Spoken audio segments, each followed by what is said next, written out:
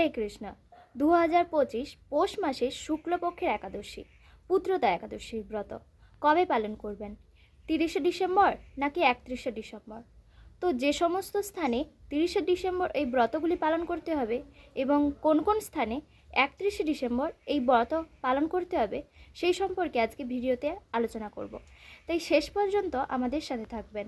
পশ্চিমবঙ্গের ক্ষেত্রে কিন্তু এই ব্রত পালন করতে হবে 31শে ডিসেম্বর বুধবার, বছরের শেষ দিন। তো অতি অবশ্যই কিন্তু এই পুত্রদা একাদশীর ব্রত সকলেই পালন করবেন।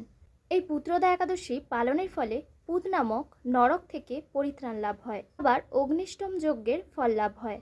তাই এই একাদশীর ব্রত সকলেই পালন করুন। তো যাদের পুত্র নেই বা কোনো সন্তান নেই তারা কিন্তু এই পুত্রদা একাদশীর ব্রত খুব সুন্দরভাবে পালন করবেন। তারা চাইলে নির্জলা ব্রত পালন করতে পারেন। আবার এই দিন অধিক হরিনাম জপ করবেন, ভগবানকে অধিক সেবা করবেন, ভগবানের চরণে অধিক তুলসীপত্র ফুল অর্পণ করবেন, ভগবানকে চাইবেন সন্তুষ্ট করার জন্য। এছাড়াও একাদশীর ব্রত হলো সকল ব্রতের মধ্যে শ্রেষ্ঠ ব্রত।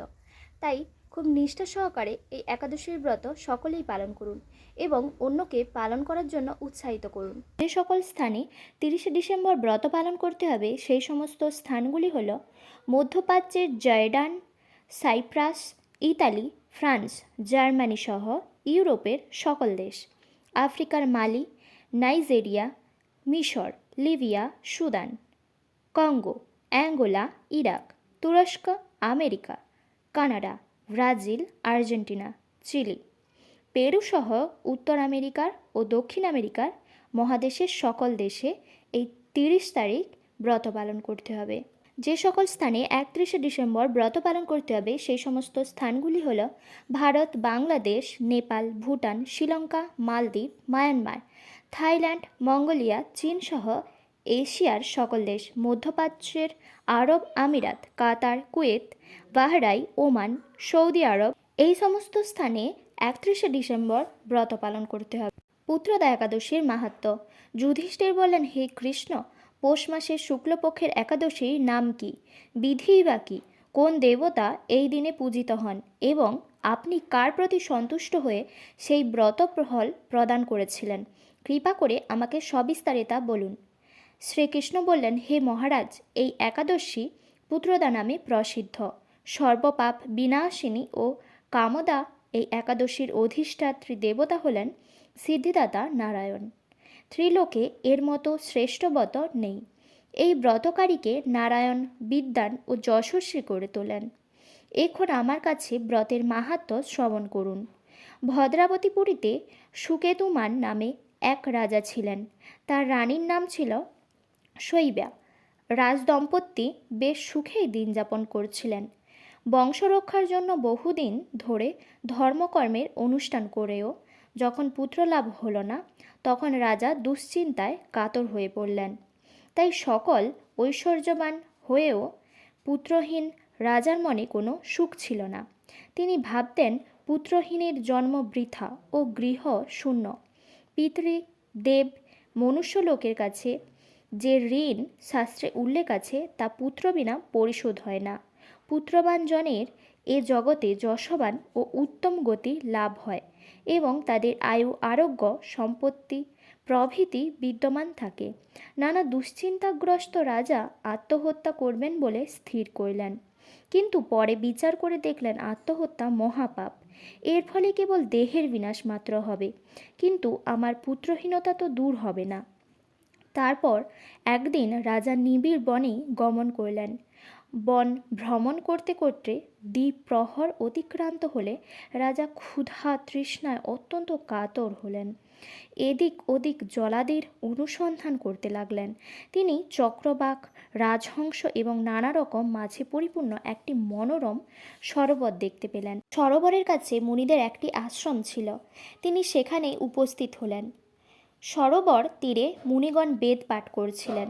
মুনিবৃন্দের শ্রীচরণে তিনি দণ্ডবৎ প্রণাম করলেন। মুনিগণ রাজাকে বললেন, হে মহারাজ, আমরা আপনার প্রতি প্রসন্ন হয়েছি। আপনার কি প্রার্থনা বলুন। রাজা বললেন, আপনারা কে এবং কী জন্যই বা এখানে সমবেত হয়েছেন? মুনিগণ বললেন, হে মহারাজ, আমরা বিশ্বদেব নামে প্রসিদ্ধ। এই সরোবরে স্নান করতে এসেছি। আজ থেকে 5 দিন পরেই মাঘ মাস আরম্ভ হবে। আজ পুত্রদা একাদশী তিথি। পুত্র দান করে বলেই এই একাদশীর নাম পুত্রদা। তাদের কথা শুনে রাজা বললেন, হে মুনিবৃন্দ, আমি অপুত্রক, তাই পুত্র কামনায় অধীর হয়ে পড়েছি। এখন আপনাদের দেখে আমার হৃদয়ে আশার সঞ্চার হয়েছে। এই দুর্ভাগা পুত্রহীনের প্রতি অনুগ্রহ করে একটি পুত্র প্রদান করুন। মুনিগণ বললেন, হে মহারাজ, আজ সেই পুত্রদা একাদশী তিথি, তাই এখনই আপনি এই ব্রত পালন করুন। ভগবান শ্রী কেশবের অনুগ্রহে অবশ্যই আপনার পুত্র লাভ হবে। মুনিদের কথা শোনার পর যথাবিধানে রাজা কেবল ফল মূলাদি আহার করে সেই ব্রত অনুষ্ঠান করলেন। দ্বাদশী দিনে উপযুক্ত সময়ে শস্যাদি সহযোগে পালন করলেন।